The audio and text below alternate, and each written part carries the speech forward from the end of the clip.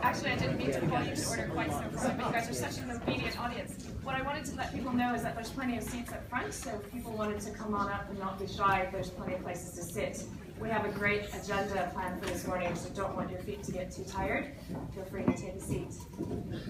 My name is Eileen Burbage, and I'm one of the London Tech Week ambassadors and a partner at Passion Capital, which is an early-stage venture capital fund here in London.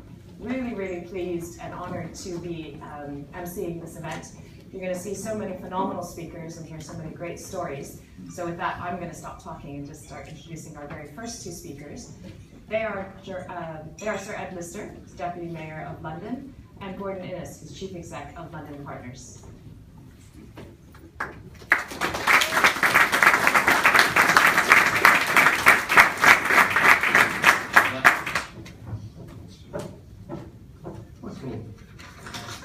Thank you very much. And what a great place to be doing this morning. It is the great trouble about speaking to anybody here is that you've actually got to hold everyone's attention or they start looking the other way. I mean that's why they deliberately put the stage this way to stop you doing that. But look, we've had a phenomenal year. We've got 40-odd thousand companies now in the tech space in London. 200,000 people. Tech city as such is spreading out.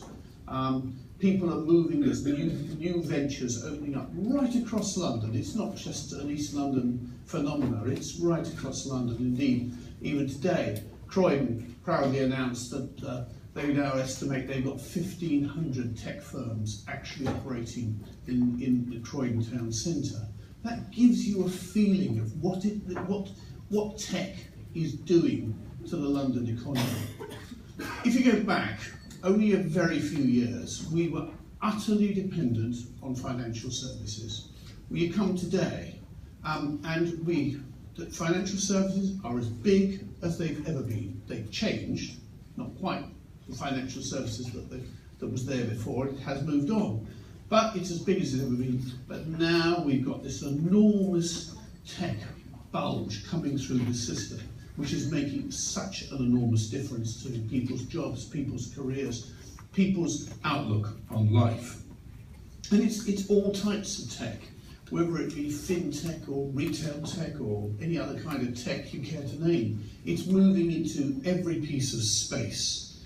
And a bit later on this morning, the Mayor is going to a school in London to actually give a big push to coding in schools, because he's taken a view, a very firm view, that the most important language we could be teaching in schools is actually coding. And that's where it should be. That's where it should sit in the curriculum. That's what should be happening in the schools. Because if we're to actually continue to feed what we've got at the moment, we need kids coming through the system who want to get involved in this whole industry. And the time to get them involved is when they're young, when they start showing some interest. And that's what he's doing later on this morning.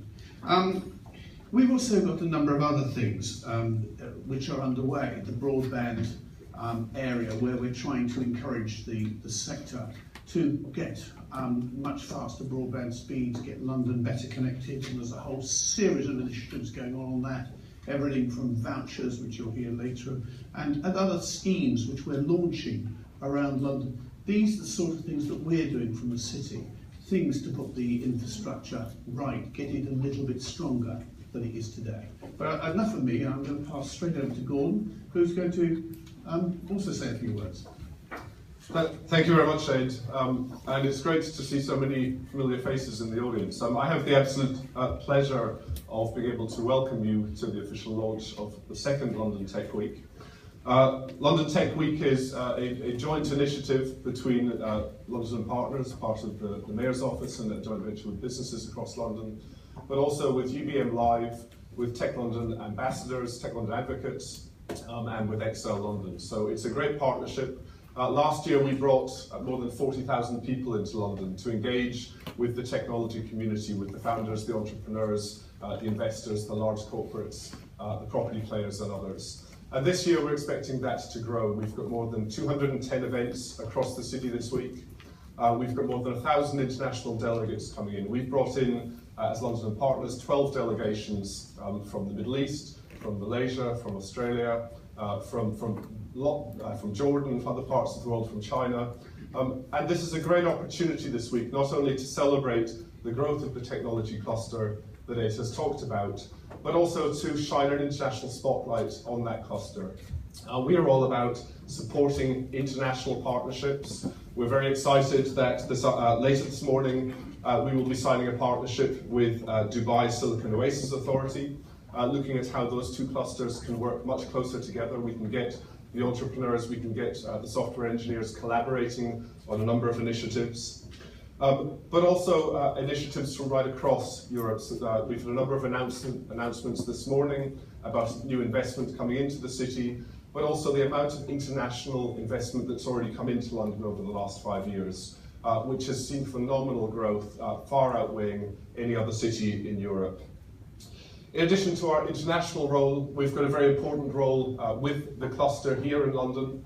Well, earlier this year we launched Europe's first travel tech lab in London Partners offices, an incubator space, an accelerator program focused on tourism, travel, hospitality businesses. Last year we launched the internet domain for the city, .London, and we've sold more than 66,000 of those domains, many to technology firms who are making that their home. And you'll hear in a little bit this morning about a new portal that will be launched, Tech.London, specifically for the technology community here in the city. So there's some incredible things going on. This is going to be a fantastic week. I do need to say thank you to my partners, to Adrian from UBN, to David from Excel, to Ross from Tech.London Advocates. I hope you enjoy the week. I hope you enjoy this event and have a great second London Technology Week. Thank you.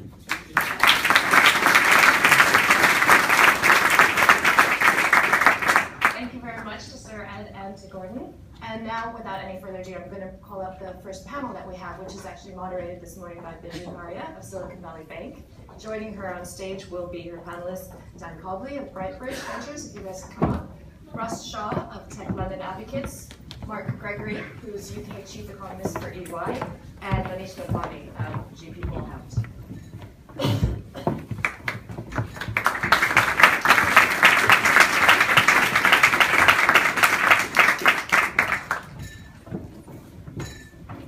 Morning, everyone. Morning. It's so wonderful to see the amount of energy and passion in the room around technology and the technology sector in London. And I think the purpose of this panel today is really to talk about what's been happening in London in the last 5 years. But actually, I would like to say it's more than that. It's what's been happening in technology in London for the past 15 years. And every single individual on this panel will have a really good perspective about what's been happening and how things have grown, and what has really made London become the technology capital that it deserves to be today. Okay, so first of all, I'd like to start with, a couple of introductions of the panel. So Ross, why don't we start with you, and just a quick 1-minute introduction as to who you are and what puts you on this stage. Okay. Yeah. Good morning, everyone. I'm Russ Shaw. I'm the founder of Tech.London Advocates, and we are one of the founding partners of this amazing week ahead. So really proud to be here. Tech.London Advocates is a not-for-profit, private sector-led group of leaders, professionals, and experts across the broad tech ecosystem doing two things. One, promoting London's technology sector, and two, and I think more critically, dealing with the issues and challenges that we see on the horizon. Yeah. So I'm Dan Cobley. I'm the co-founder and managing director of Brightbridge Ventures, which is a fintech-focused venture builder, helping to build startup companies here in London. And I come to that from a background in fin with Capital One and tech with Google, where I spent most of the last 10 years. Mark Gregory, I'm EY's Chief Economist. You may have come across the EY Item Club, which looks at the UK economy. Our interest really is in trying to understand how tech and other industries will shape the economy of the future, and in that respect, we look at inward investment, and we'll maybe talk about that a little bit more, but trying to understand how that's really influencing the economy in London. So Manish Mithani, one of the co-founders of GP Bullhounds, and at GP Bullhound we really try and help technology companies scale, and that involves a number of things, so investment, capital raising, M&A, and we've been doing a big push on trying to raise the ambition levels of everyone in Europe, so trying to create more of the famous unicorns, and I think there's been some good coverage of that today, and I think that's obviously going to be part of the debate this week. So let's start at the macro level, seeing as we have a chief economist on the panel. And I actually had the pleasure of working with Mark from 97 to 2001, back in the first time at PwC. And we were there when I worked in the very first incubator that we launched, way back when. So, you know, there were incubators even back then.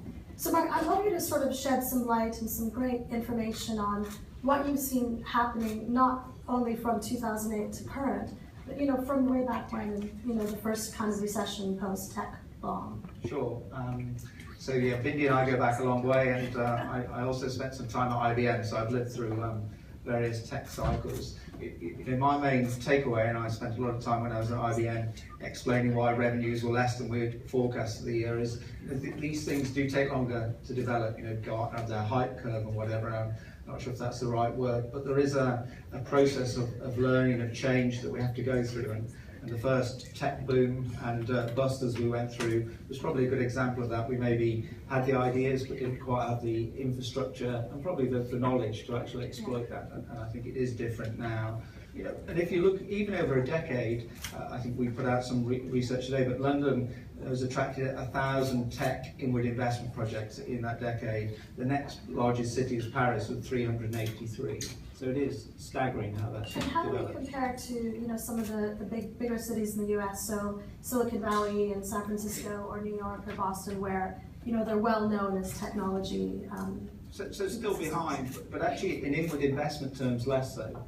I think what this city has, and when we talk to investors about why is London attractive relative to Paris, Berlin, Barcelona, which are actually the main competitors, it's the international business culture, it's the network of businesses here, and it's labour skills. And I know some of you may worry about skill shortages, but nevertheless, when people look outside, they look at that. So London is probably the leading inward investment destination. Silicon Valley, for example, has got a lot of more indigenous capability. But you know, in the last 5 years, the inward investment in London has come from 53 countries.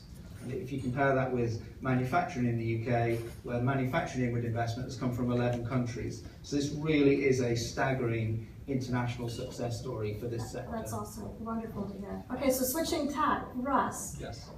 You know, you lead Tech.London Advocates, and clearly you've been spending a lot of time in various verticals around London and around the UK. Can you tell me what you think is special about London? Where are we strong, and where can we become a global economic powerhouse? Yes. Thank you, Bindi. I think what I often say is, you know, London has its own unique DNA. And, you know, 2-3 years ago, we were talking about technology in the broadest sense. And now we're talking about, you know, financial technology or fintech, creative tech, retail tech, health tech, all of these tech clusters or tech verticals that are emerging. Why? Because we have amazing talent from these sectors. You know, London is a leading financial services city. It's got great retail heritage. It's probably one of the most creative cities in the world. You know, we sit at the bottom of the Golden Triangle in terms of health tech and med tech. So all of these tech clusters are starting to gain traction and momentum. You know, I know Dan's going to talk about fintech. I think fintech is ahead of the pack now. We weren't talking about that a couple of years ago, but now we're seeing the emergence of these great unicorns or leading lights like TransferWise and Funding Circle that are getting out there and demonstrating that London can build billion-dollar businesses. And my prediction is that over the next 12 to 24 months, we're going to see companies emerge in the retail tech space, in the creative tech space, in cyber tech. Interestingly, this morning we've got a cyber tech group launching through TLA. We've got a creative tech group launching with the IPA later on this afternoon. So this collision, if you will, of these different sectors with tech is what our future is going to be about. Okay, so let's go drive a bit further then into the focus into fintech. And Dan, Brightbridge, you focus particularly on investing in fintech companies around London and the UK, is that right? That's right. Can you tell me a little bit more about your views around fintech here in London? And maybe just talk about a few companies that you think are really shining lights in this space. And why did you choose particularly fintech as a vertical? So I chose fintech partly because of my background, but also because London has just got everything in the same place at the right time to make fintech really successful. So we've got by far the strongest financial services economy in Europe. So it's roughly 2 times as big as Germany, 3 times as big as France. We've got the strongest tech ecosystem in Europe by far, both from a development and production capability point of view, but also from a consumer point of view. So UK consumers spend far more on e-commerce. There's far more advertising which is digital in the UK than anywhere else in the world, including the US. And so you put those together and you've got a very powerful foundation. And then the talent that we've got is extraordinary. And there are a couple of really interesting things happening. So at this sort of 20-year-old end of the spectrum of talent, the jobs that used to be the coolest to go for when you left university were banking and consulting and so on. And now the coolest jobs are in startups, and that's bringing people in. And then at the other end of the experience spectrum, you've got people who used to be hanging on for big bonuses and proud to work at big banks. And now they're looking to be able to go to a dinner party and not perhaps apologise for their career choices and talk about the really cool, exciting stuff that they are doing. And I think that combination of talent coming into this incredibly nutrient-rich ecosystem is just fueling this amazing flourishing of financial technology businesses. So are you saying I should apologise for where I work? I worked in consulting in my early career as well. So. All right, so the unicorn, the big mighty unicorn. So Manish, GP Bullhound has just published a report on the European unicorn. Tell us a little bit about the report, some of your findings, and in particular, let's bring it down to London. Who are our unicorns that are based here in London? So I guess the reason we chose to do the report was there was a lot of talk about the mythical investments in the Valley in the US that turned into these billion-dollar returns. And we thought, we had an inkling that Europe and London and the UK were also producing these companies. And we published the first one last year. And I think people were staggered to see that we hit 30 unicorns across Europe. And we would get a lot of calls from the Sequoias, the KKR saying, it can't quite be right. It can't be that we're at 39 and you're at 30. What based here in London? So there's 17 in total in the UK, and of that there's 13 in London. And I'd say the biggest shift that we saw was this year the number of new unicorns were 13, and 8 of those came from the UK, a large number coming from London. So I think it's clear evidence that something is happening here. So can you name drop a few of the London-based ones? So the just London so we ones, know. yeah, there's a few in the room. So Funding Circle, Just Eat, Farfetch is a new one, Zoopla, Market, V Interactive Power, and there's a lot coming through as well. I think I was having a chat with Gordon earlier. We also track how many are on that path to hitting that billion-dollar mark.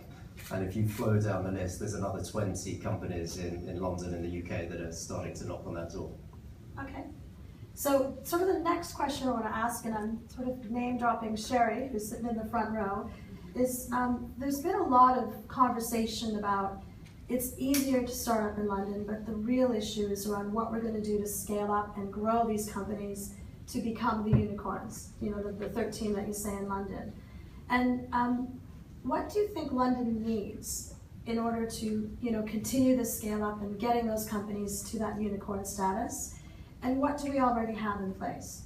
So what do we need and what do we have in place? And I'd love to get all of your points of view. So maybe Russ, we can start with you. Yeah, I think we have a great foundation, and we shouldn't minimize that. And sometimes I think we beat ourselves up over that. But I think we need to keep the talent flowing in. What is building this city? Why are we going to go from startup to scale up, ultimately to some successful exits? It's going to be through the talent that we have, the creative minds, the business models who are out there. So we need to keep the talent pipeline coming through from across London and the UK, but also from around the world.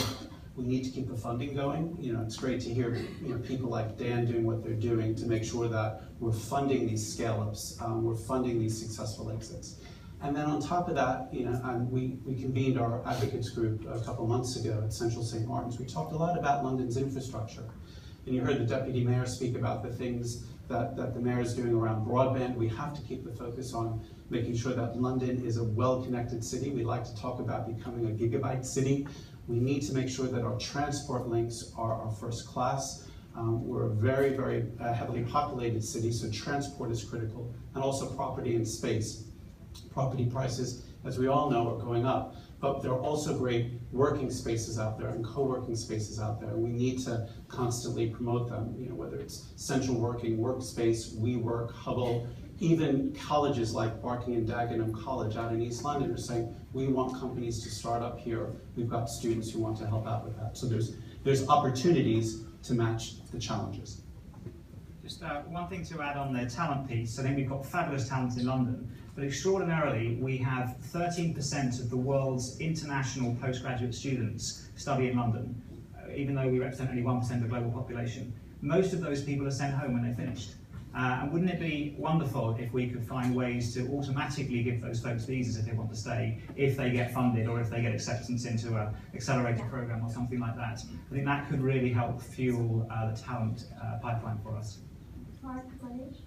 So I think we've covered quite a few of the areas, the skills there. Just on the universities point, when I was talking about what makes London great, London does okay in terms of universities and its appeal to foreign investors. It isn't as strong as it should be. I think other cities have done better at that. So I think really for you working for government to help the sector work better with universities will help both with the talent side, also with the ideas side, and just building the reputation of the city. That seems pretty important to outward investment.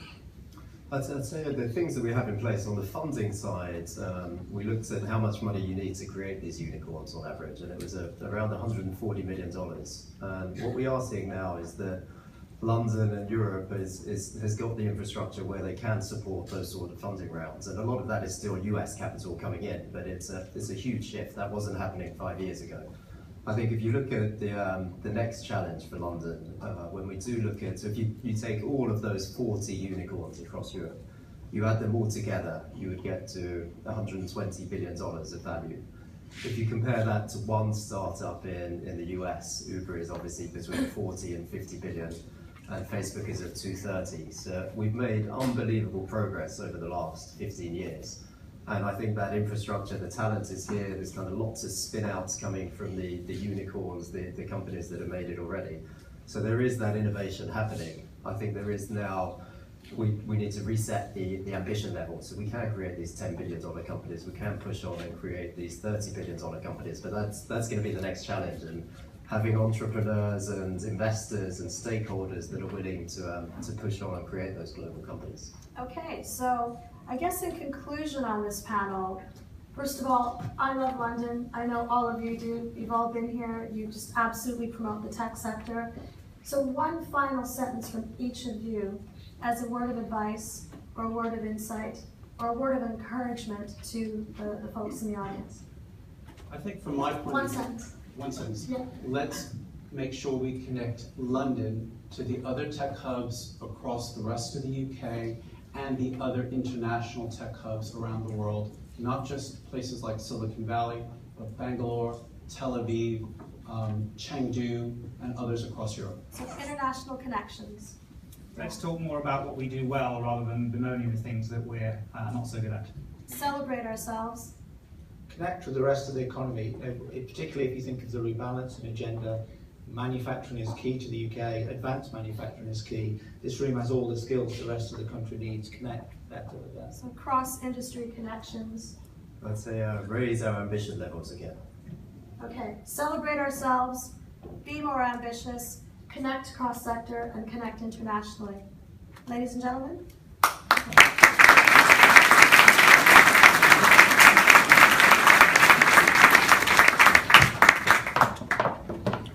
Thank you, Wendy. Thank you all very, very much. So with that as the context about what's happened for the last 5 years, what we have to look forward to, we're going to invite the next panel on stage, which was already alluded to by by Bindi. It's moderated by Sherry Kutu, and I'm going to introduce the 4 panelists that are going to be joining her as well.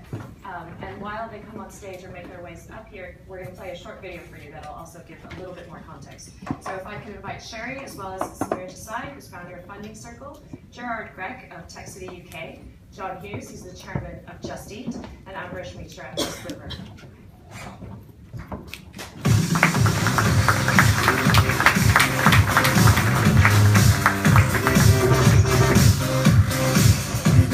We started off really just the 2 of us working in our bedrooms, and now there are more than 250 million devices across the world who are using our technology. We sell high-end fashion luxury products with brands such as Gucci, Saint Laurent, Dolce & Gabbana, now shipping in 150 countries through a website called matchesfashion.com. In the early days, we were very much of a consumer product, but very quickly we evolved to become a content management company for enterprises. I've seen firsthand how businesses can scale up and become huge commercial successes solely here in the UK. We do 80% of our business online. Our customers want to be serviced around the globe.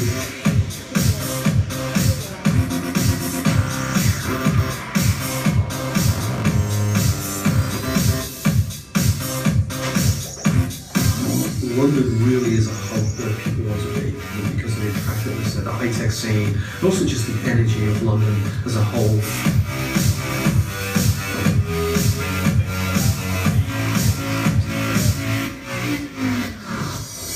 Now is the right time. Anything that an entrepreneur wants, the dynamism, the global reach, everything is a concept. If you want to build momentum, you have to be where the momentum is.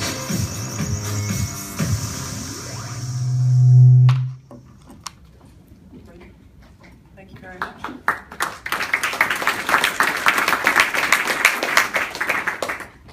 Can I do a time check, because we're running a little bit, do we have until 5 past 10 or? 25 minutes, I'll give you 5. Okay, great, thanks a lot. I didn't want to cut this session short. Fantastic. So we, the last panel sort of talked about our nutrient-rich ecosystem for startups and a perspective of 15 years on it. Now I'm going to sort of go back a little bit to 25 years ago when I started my first startup here. And at that point, London was far behind many other places in the number of startups per capita. And in the last couple of years, really exciting that the number of startups per capita in London outstripped the US and particularly Silicon Valley. So that's pretty fantastic. But we've got a little ways to go with getting our number of scale-ups past the valley, but I think we're in a really good trajectory because of the nutrient-rich ecosystem. I love that, I'm going to use that a lot for startups, which is fantastic. Here we have three fabulous scale-ups that are doing really, really well. And we're going to hear from their leaders, and also Gerard from Tech City, who has some fabulous programs that really look excellent at producing more unicorns and dragons. What I wanted to do is just have a quick 1 minute from each of you, and I'm going to start with you, John. Just a 1 minute, and then I'm going to go through some questions and try to tease out where a journey that we want to go on. John, tell us about Just Eat. Thank you. So Just Eat's an overnight success that's taken about 13 years to get to where we are. Business was founded in the early 2000s in Denmark. Came here to London in 2006 for 2 reasons. One, because the market for what we do, which is basically a marketplace business for fast food, is really good in London. We all like food, we like various different kinds of food, we like ordering things from lots of different restaurants. We also came here because all of the other nutrients were here. So we've done, subsequent to moving to London, 3 rounds of financing and IPO'd the business. Gone from a business at its first proper round of financing that was valued at around £30 million through a Series C round at £350 million valuation, and an IPO in early 2014 at just over £1.5 billion valuation. So it's been a great journey, but it's only the beginning. Great, thank you. Can you talk to us a little bit about Brick? So we go from e-commerce marketplace over to like ad tech, another one of our strengths in the UK. Hi everyone. I'm Girish Mitra. I'm founder and CEO of Blipper. Blipper is a visual discovery app. It uses image recognition technology to recognize things in the real world and give you digital content. We have a very large ambition to build a new world where you can just point your phone at things and get content. So far, the primary access to the internet has been via search engines where you use words. But we believe that we're entering a phase where images, as you know, are worth 1,000 words. So we live in a much bigger world, which is a physical world, and we're trying to build that bridge. It's a 3.5-year-old company.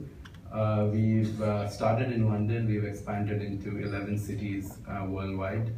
We've actually had now more than 250 employees, 2,500 brands, and 86,000 publishers join us. And we also acquired the second largest augmented reality company in the world last year called Alea.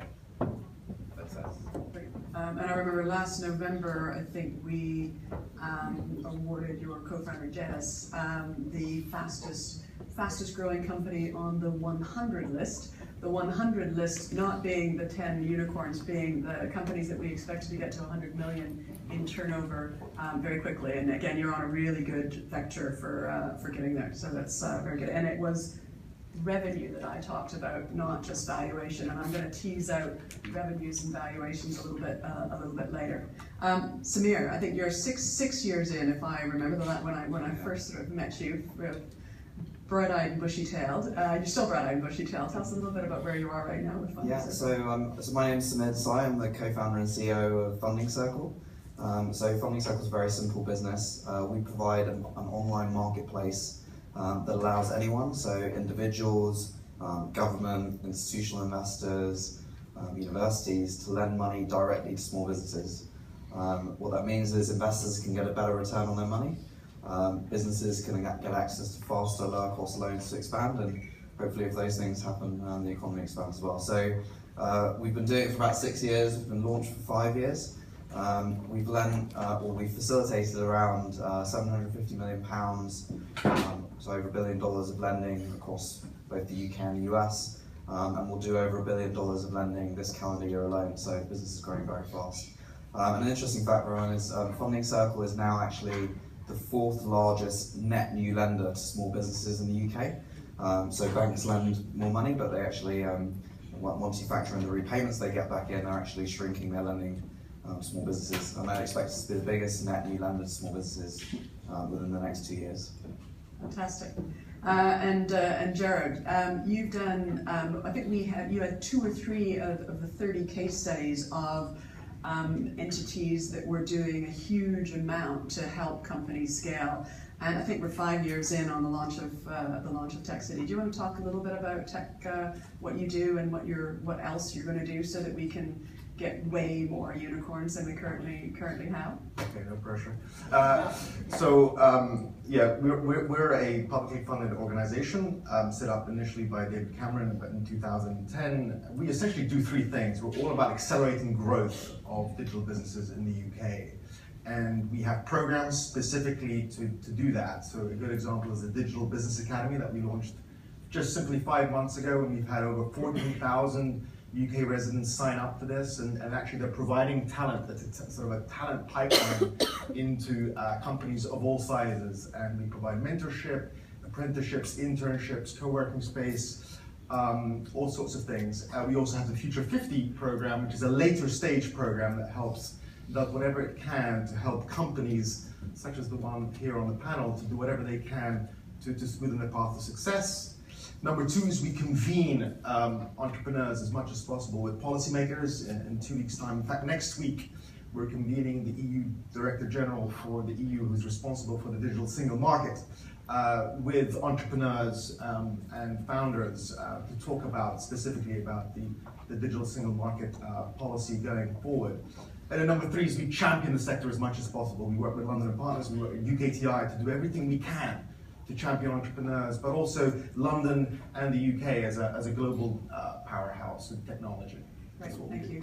I was in the Netherlands last week, again, talking about scale-ups, and one of the things about in Europe, we don't often toot our own horn. You know, Benny, you were talking about celebrating. That's one of the things that I think that the ecosystem and governments in particular can do, because I know that you guys don't like to stand up and say, oh, we're really fantastic, but we are slightly more modest in Europe. And so I think that when we see something that is scaling and being very innovative and expanding into a lot of other markets, I think we should celebrate it. And it's very hard for you to stand up and say, Just Eat is really fantastic, but I think we should all celebrate a lot more than we do, and that's one of the things that I've been really impressed about what you guys have been doing. So I wanted to, Samir, I wanted to tease out, you've just finished, again, a sort of a major funding round, and you're rapidly expanding. I want to tease out, tell us about the different stages that you've gone through to date. So you're 6 years in, between 1 and 25 when you were just starting, what sort of were what did you experience? And how many, I don't know how many people you are now? There are 300 people. Okay, so tell me about also, because what we need to do to scale companies is think about those that are at 1 to 25, and then help those that are on the 1 to 25 journey get up to the 100 employees, then the 1,000, then the 10,000. So you're at the 300 now. Just describe what it's been like adjusting from startup to 300. Is it super simple, or is there a journey for the aspiring entrepreneurs in the room so they can just understand what's going to happen when they start scaling, because we are the most nutrient-rich ecosystem for scale-ups in the globe? Well, I'll do my best to try and compress it all 5 years worth into a minute or two, but just do 100 to 300. We'll focus on the other side. Yeah, I mean, I think with us, we operate a marketplace business. So it's a bit like an eBay or an Uber or an Airbnb. And the hardest thing in the early days is actually it's a bit of a chicken and egg. Do you get the borrowers or the investors first? So in the early days, the hardest thing for us was to convince small businesses to actually come onto our marketplace, to borrow money, and then also for investors to actually lend that money. So that was the first thing. We managed to get a few loans. It was a bit hairy in the early days. The next bit was actually making money, because we used to give the whole thing away for free for quite a long time. In fact, it was a bit worse than that, in that we used to actually pay investors cash back to lend. So we were almost negative revenue, to be honest. But thankfully, tech investors don't really care about revenue models in the early days. We got some money from Index Ventures, a big VC investor over here. And we managed to then start to charge both sides of the marketplace some money. For a long time, it was really, the biggest challenge for us was balancing supply and demand. We would go through, periods where we would get loads and loads of borrowers in, and we actually couldn't finance those borrowers, so we have to get more investors. When we got more investors in, that pushed down rates. So that was a challenge for a very long time. And very recently, we've actually got to a point where we've been able to bring on a number of large investors to lend through our platform. The UK government is a big lender. They've been very supportive of us. We've got a number of different ways of acquiring borrowers. So actually the hardest thing now for us is actually operationally scaling the business. Unfortunately, we do require people. We have an advanced technology platform, but we do need to bring on people and scale it that way. So that's kind of been the challenges along the way, really. And are you mainly, is it engineers? What's the challenge? You said unfortunately we need people, so that brings us back to the talent. Is it easy, or are you training? How are you getting how are you absorbing the talent at the rate that you acquire it? There's various different functions we have. So within Funding Circle, we have a credit assessment function where we do have people that look at loans as well as the algorithms that we've produced. The biggest challenge at the moment, to be honest, is just hiring engineers. We brought on a gentleman called David Yu, who used to be the CEO of Betfair, was CTO before that, and we're just trying to hire as many engineers as we possibly can. I suppose I have a relatively unique perspective on this, given that I spend about a week a month in San Francisco, so in the Bay Area, and a lot of time in London as well, so I can see the various different tech hubs, and it is, the depth of talent in Silicon Valley, especially in the engineering side, is probably a lot deeper than here.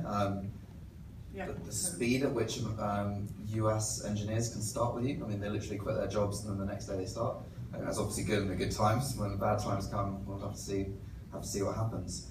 But I do think London is catching up in terms of that. Great. Well, I think there's two things. One is hopefully we might be able to get more progress on visas so that those people who have the experience that we need to jump up to the next level can be more easily imported. Lister was talking about earlier, in the schools and the coding and the programming. So in addition to that, we should be able to create more engineers so that more companies like yours can continue to grow. You already said that you were the 4th largest net new lender to businesses, and that you shortly in the next couple of years want to become the largest net new lender, which I think is absolutely terrific. Easier to do that in London than in New York? I don't know. I mean, our US business, we started in the US in October 2013, and the rate of growth has just been phenomenal. So I think it's been growing about 400% a year. We went from doing a couple of $100,000 of lending a month to $15 million last month. Getting close to $20 million this month. So I think the rate of growth and the size of the market in the US is incredible.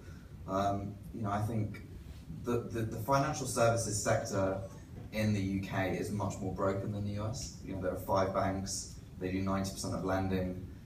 If a business can't get a loan through its existing bank, it's pretty difficult to get one from another bank because they want you to move all your current account business across, all your other stuff. So I think the fact that our system is broken has made it easier, but I think just the sheer size of the US market is makes it pretty attractive.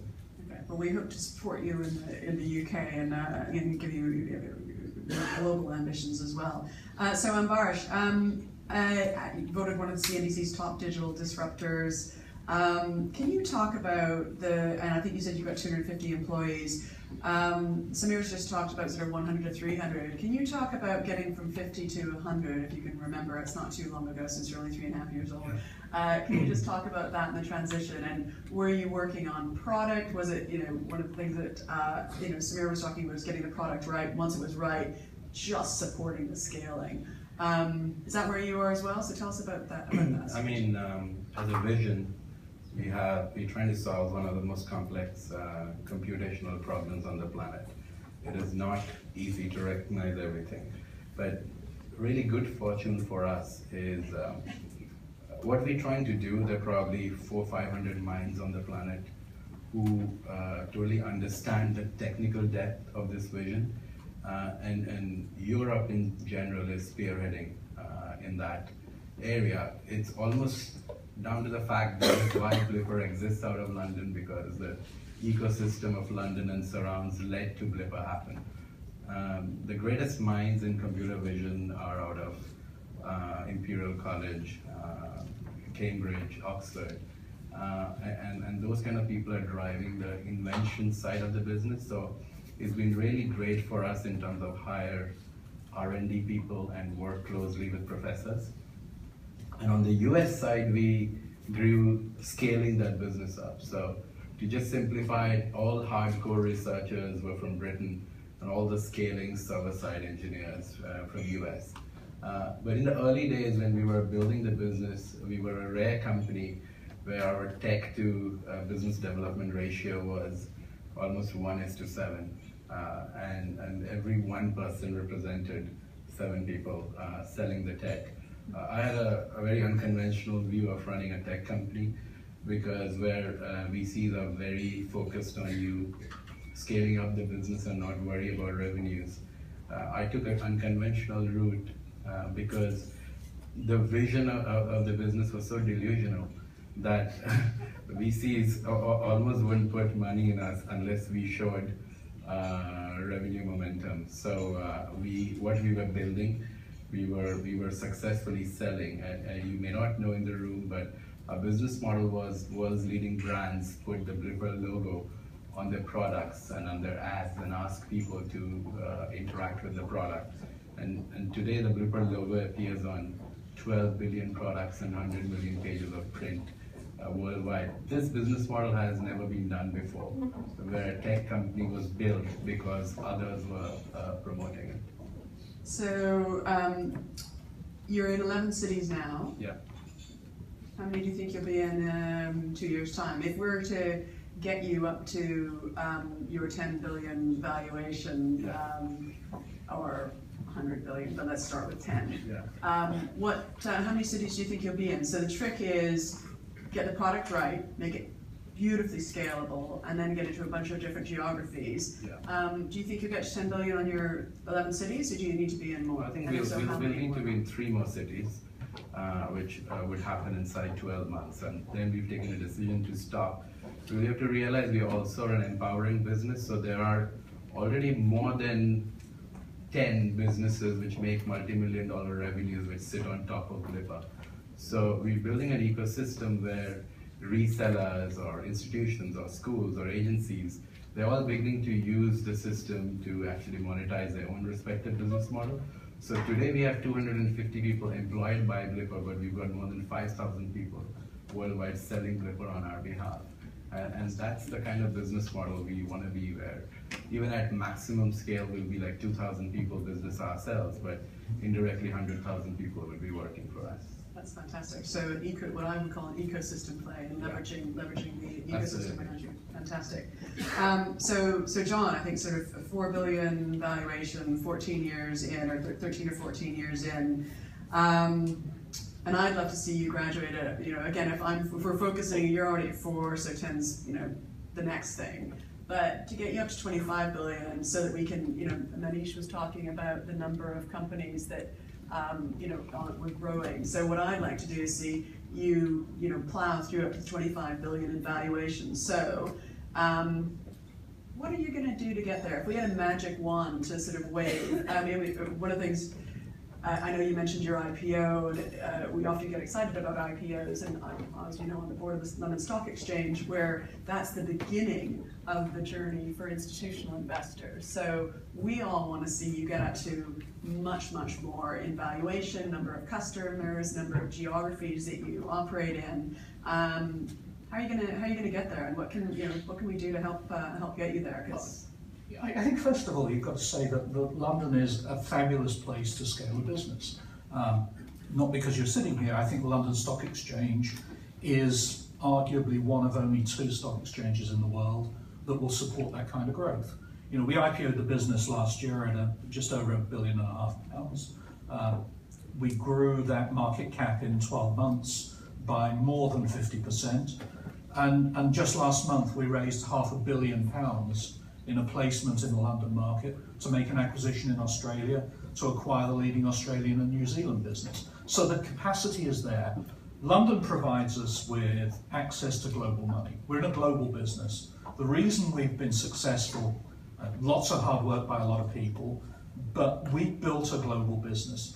It's interesting to compare what we've done to what the only other listed business in the same space is American. They IPO'd about a week after we did at about 15% greater market cap. Today, we are 50% greater market cap. We're growing faster and we get a better valuation than they do. So the discussion of negative arbitrage between New York and London, forget it. If you do the right things, if you have the right story, London is a great place to list and a great place to continue to grow. So what do we need to do? We need to continue on the journey we're on. We provide restaurants and consumers with a marketplace. Today, in most advanced markets we're in, less than 30% of people order their food by an online mechanism, the rest order by phone. So there's a tremendous channel shift to go on. So your big magic wand to do 2 things, please. Accelerate that channel shift from phone to online. And then we have to continue to grow our presence. We focus on building leadership businesses in markets of scale. That's why we bought the leader in Australia and New Zealand. It's why we'll continue to focus on growing. So the second piece of how do we get there is making sensible acquisitions in markets of scale where we can clearly build leadership. The third piece is take the businesses we've got and grow them.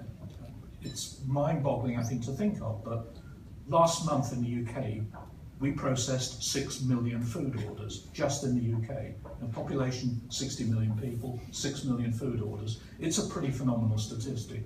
If we can develop the other businesses we're in the other markets of scale to that level, then we get certainly quickly through the 10 billion market cap, and then we'll worry about getting to 50. Okay, fantastic. Jared,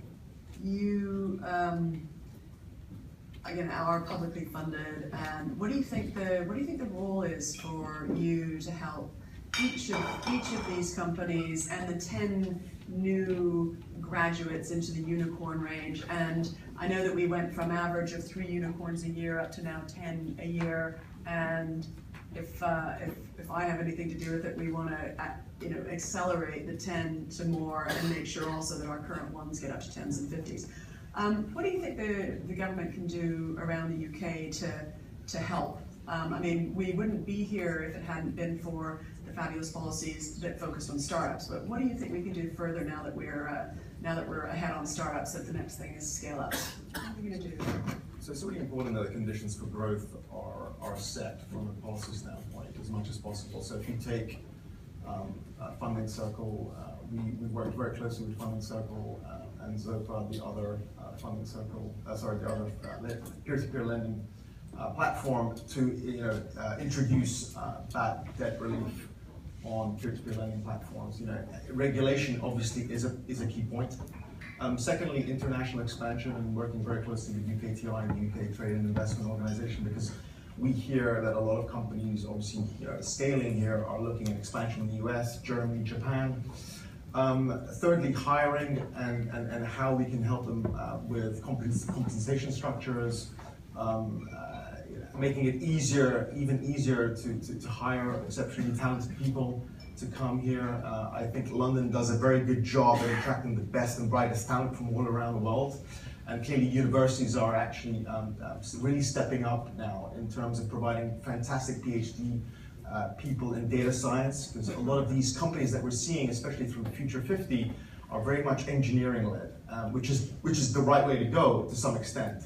And clearly championing the companies that we're seeing here on the panel. I think in the last 16 months alone, when you look at the Future 50 companies that are coming through, you've seen over £650 million raised in 16 months in 22 rounds.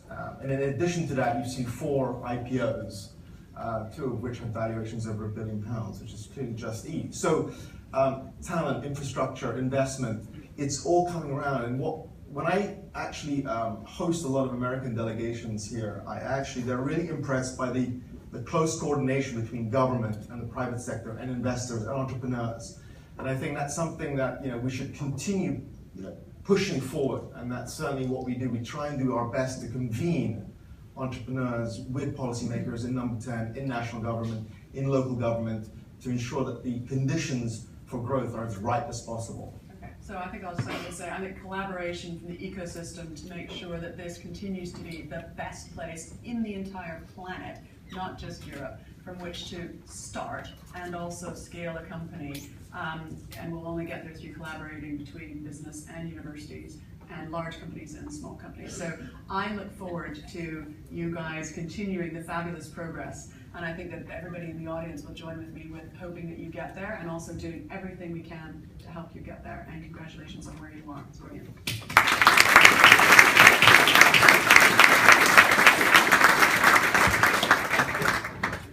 Thanks, Sherry. Thanks, everybody. It was fantastic. I think we could spend all day actually listening to these words of wisdom. I was thinking about it in my head, given how youthful everyone looks, it's a surprise to think about there's probably 40, 50 years of collective experience building up businesses here in London. So it's really a treat to kind of hear all about sort of what they've learned, what challenges they face, but how they're confident about overcoming that here in London. So next up, I'm really privileged to introduce our keynote speakers. We're going to have a few words from Sandy Carter, who is the General Manager of IBM Ecosystems and Social Business Evangelism, Jay Marine, who's Vice President of Amazon Instant Video, and Eileen Naughton, who's MD and VP of UK Ireland for Google. So if they can all join us on stage and have a seat, and we'll hear from Sandy first. Okay, great. Thank you. Okay, great. Thanks, Eileen. Hi. Well, today I am very excited and proud to be here in London to announce a great partnership with the Mayor of London, IBM, Gust, and the entire local London community. And that announcement is around a digital ecosystem hub called Tech.London. Now, Tech.London is going to bring together a lot of the things we talked about here on stage. Startups, entrepreneurs, investors like VCs and angels, as well as developers around the world. Now this digital hub, Tech.London, it's live now. It has all of the London startups listed, all the investors. It's an amazing resource for courses and meetups. It has open jobs and open spaces where everyone can go in the ecosystem to come together. Now it's really more than just a portal. This Tech.London is truly a digital ecosystem, bringing together all the different groups. And there are 3 reasons today why IBM and the Mayor of London, as well as the whole community, are announcing this. First, London is a city of developers. And developers, as we know, we've heard today, are the new kingmakers, or queenmakers, as I like to say. There are 18 million of them around the world, and many of them are here in London.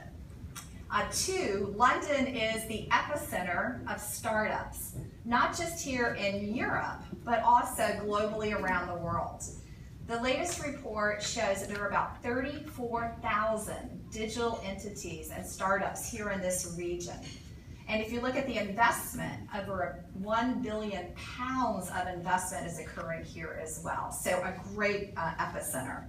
And then probably my favorite, working for IBM, which is a global company, is that London startups internationalize faster than anywhere else in the world. And as you know, that's an essential element to growth that we talked about. It's not hard to start, it's hard to grow. So this sponsorship between IBM and the Mayor of London, IBM is sponsoring for several reasons, and in several ways, actually 2 ways. One is the technology. Tech.London is built on the IBM cloud, and that's IBM's Bluemix technology, which is, according to the last survey, the fastest growing cloud platform for those developers, those kingmakers. But we all know that an ecosystem is about people. So what IBM is dedicating in terms of the people for Tech.London, from South Bank to level 39 to Shoreditch, these people have voted IBM as one of their favorite companies to work for in Europe. And so we're going to be working shoulder to shoulder with the developers. So many of the unicorns you heard discussed, folks like Monetize or Kingdom, Push Technology, we'll be working with them to help advance in their internationalization. But also building up this ecosystem in several different ways. The hackathons. So if you saw last week around Wimbledon, we did a hackathon where we had incredible, innovative, disruptive solutions around the fan experience. With academia, we're working with the Imperial College of London, taking cloud and Internet of Things with the students' imaginations to send a balloon 30 kilometers into the air to get different sensor readings to improve weather. Meetups for the future of tech, which are girls in tech as well as women. And then, of course, global resources to help these entrepreneurs internationalize. IBM is announcing for London entrepreneurs up to £77,000 of free IBM cloud services with tech support and that advisory work around the globalization area. So this is an exciting public and private partnership, Mayor of London, IBM, Gus, as well as the tech community around London. It's a powerful digital platform, Tech.London, that's now in the hands of the London community, built for the London community by the London community. It's a great launch pad for all this innovation and disruption you've heard about from these panels. Tech.London, you can see it in the back. Go check it out for yourselves. Thank you very much.